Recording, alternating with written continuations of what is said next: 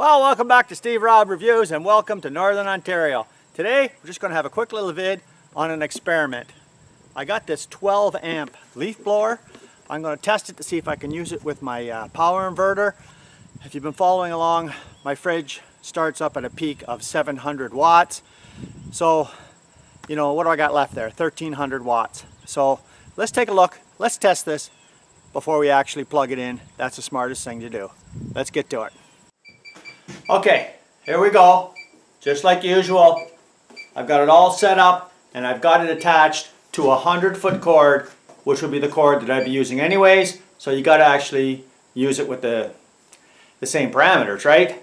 Okay, so 12 amps is 1440 watts.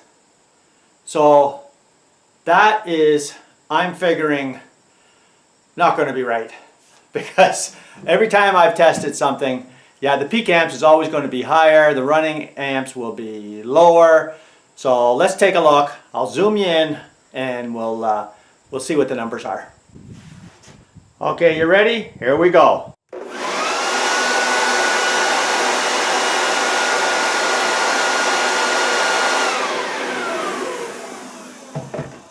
Okay, well, is that interesting or what? For what I could see, when it's running, 1080 watts is fine. I could use it on the camp. But you know what, guys? I got to turn that fridge off first because it does spike between, I'm saying 17 and 18 amps, and that is a lot.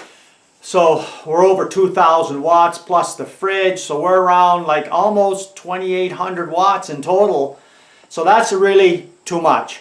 The only thing I use my generator for now is the microwave and to heat my hot water tank in the back of my little shower room so I can have a nice hot shower.